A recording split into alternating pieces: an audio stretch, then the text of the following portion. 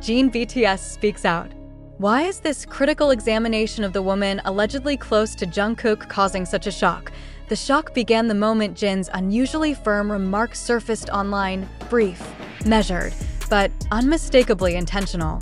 For a member known for diplomacy and restraint, his decision to publicly address the woman allegedly linked to Jungkook has triggered one of the most intense waves of analysis across fandom spaces. Why did Jin choose this moment to speak? And why has his response become the center of a controversy that continues to escalate with every passing hour?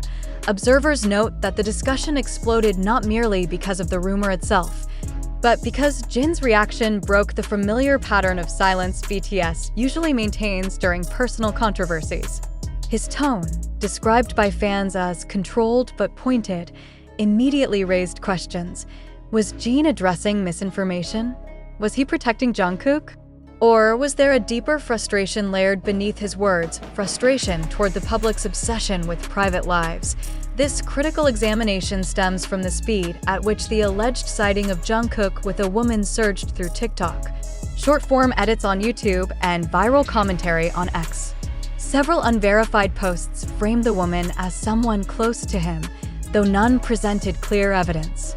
Yet the rumor spread with alarming efficiency.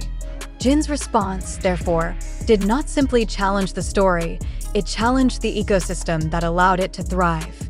Analysts now argue that his tone reflects a broader concern, the collapsing boundary between public performance and personal existence for global figures like BTS. Adding to the shock is the emotional weight behind Jin's position within the group. As the eldest member, he has long been perceived as a stabilizing force, one who often remains silent until pressure peaks. His decision to speak out, however subtly, signals that the issue may have reached a threshold internally. Fans interpret this not as hostility, but as a protective stance rooted in years of shared experience, responsibility, and brotherhood. The examination deepened when viewers revisited Jin's recent public appearances. His controlled expressions, deliberate pauses during live streams, and careful choice of language have all been scrutinized. Some believe these cues indicate his growing frustration toward how quickly misinformation mutates into perceived truth. Others view it as a strategic reminder that not all narratives circulating online deserve legitimacy.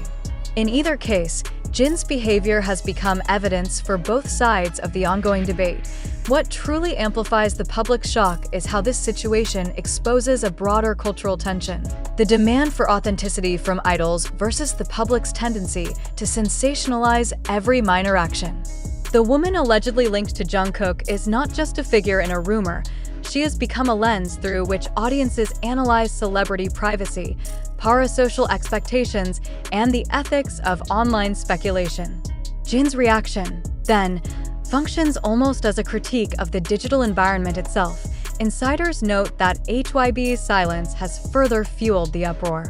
Without an official statement clarifying or denying the allegations, Jin's remarks remain the only substantial response from anyone within BTS.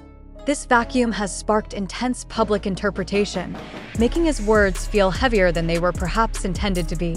Meanwhile, Jungkook's own calm, reflective demeanor in recent broadcasts, where he avoids the topic entirely, adds to the narrative tension.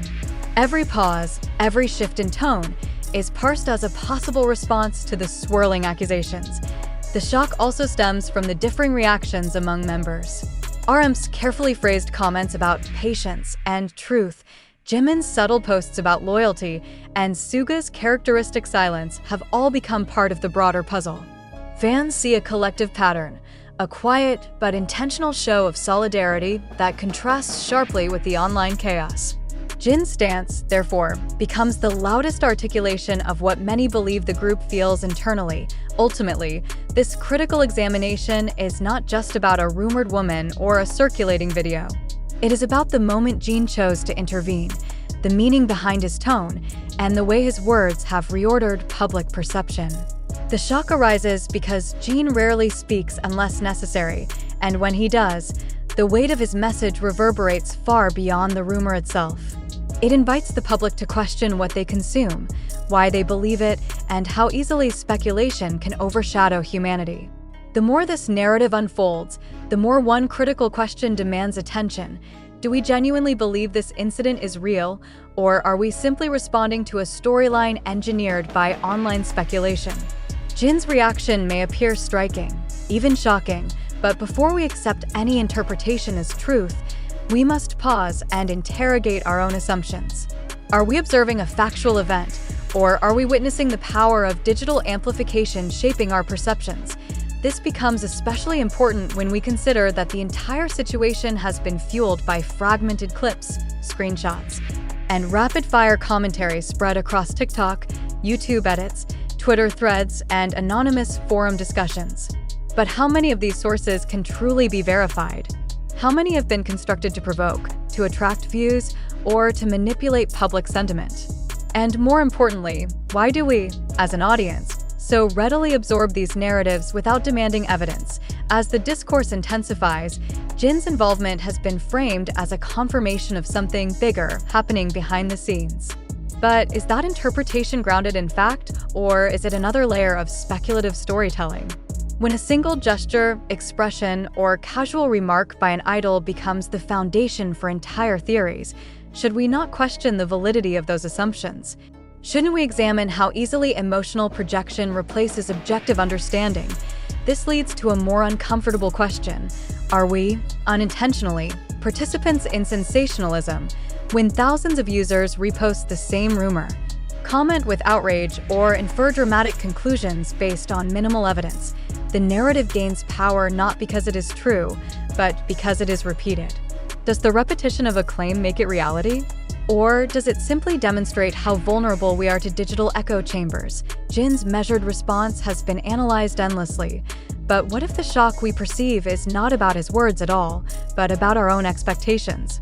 Do we expect idols to respond dramatically because the rumors themselves feel dramatic?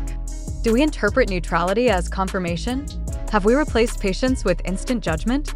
These are uncomfortable reflections, yet necessary if we aim to understand the dynamics of fandom culture and media distortion.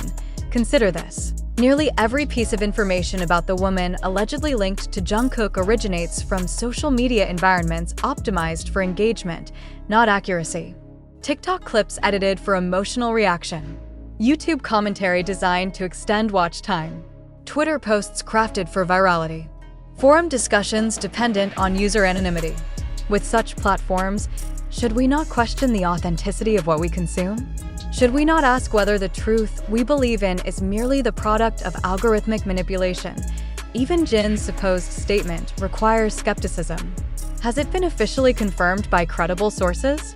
Or has it been shaped by interpretations, translations, or selective editing done by fans and content creators? The difference between fact and framing is often subtle, but crucial. In this context, the public shock might not stem from Jin's actual words, but from how those words have been presented to us. A single sentence can be amplified into a scandal when filtered through emotional commentary.